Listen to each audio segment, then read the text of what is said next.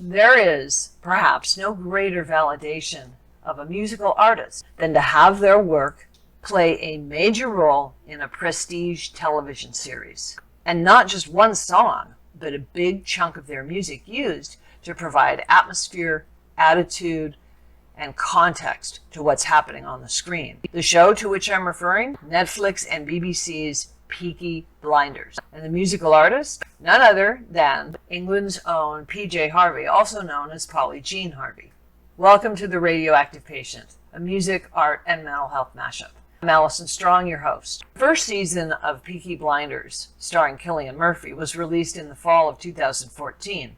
It was so beloved that it ran 7 seasons, was picked up by Netflix, and eventually earned 7 million viewers and counting. Peaky Blinders is one of the muddiest, grittiest, most gripping television shows I've ever seen. It's one of those shows where I kept looking at it and thinking it was interesting.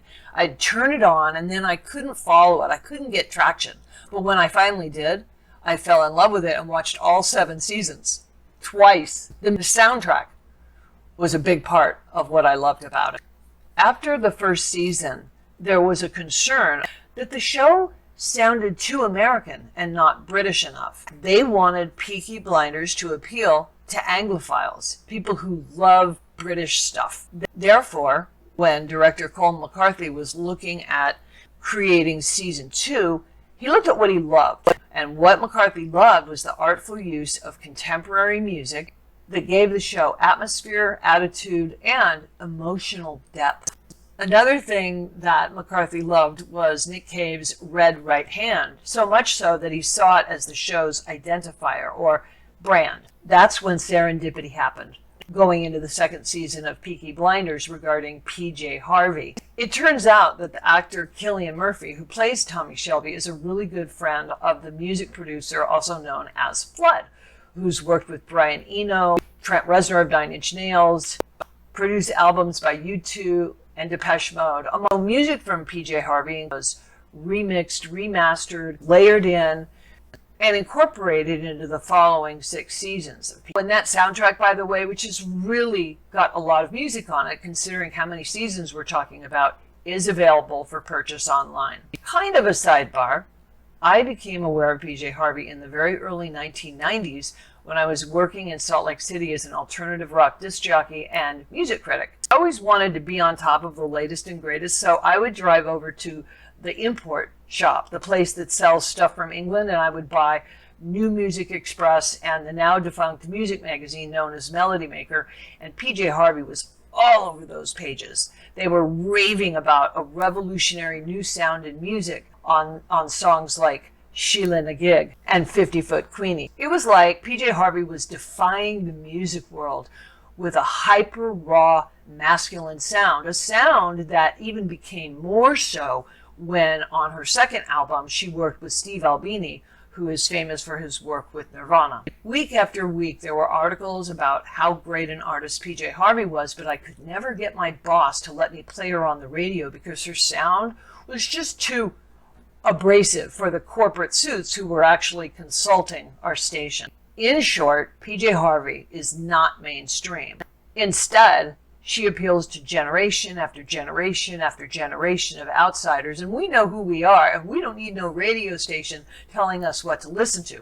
We can go on YouTube. In fact, I've linked a couple of PJ Harvey songs in the About section, and we can decide for ourselves what music we want to hear and we want to download, right? The show's creator, Stephen Knight, likened the first season to heroin in that it pulled you in narcotically, and the second season would have more rapid-fire violence, and so he saw that season as cocaine. The second season is much more earth-shattering, also in that as he becomes more power-hungry, Tommy Shelby's character begins to change as absolute power corrupts absolutely. It's no surprise that most of the PJ Harvey music used in seasons 2 through 7 of Peaky Blinders comes from the album that was produced by Flood, To Bring You My Love, from 1995.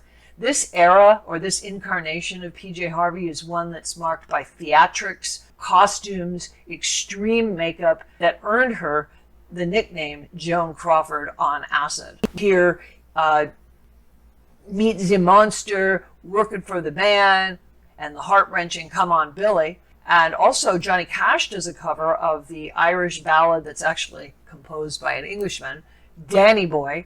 Then PJ Harvey does her own version of Nick Cave's Red Right Hand, reminding us that the show, Peaky Blinders, musically at least, belongs to PJ Harvey and Nick Cave. Well, that's it for this edition of The Radioactive Patient. Please, if you're struggling with mental health or substance abuse or anything, there's help. In fact, above my head, there are a couple of phone numbers, and also in the About section, some resources for suicide prevention and mental health support. Please write me a note. The channel is small enough now that when someone subscribes, I go bing, and when someone writes me something or asks me a question, I have time to respond. That's what this community is all about. It's not about blowing up on YouTube. It's just about being there and keeping each other on the planet. So if you need help, get it. And if you don't like the help that you get some more, okay? Deal? Deal.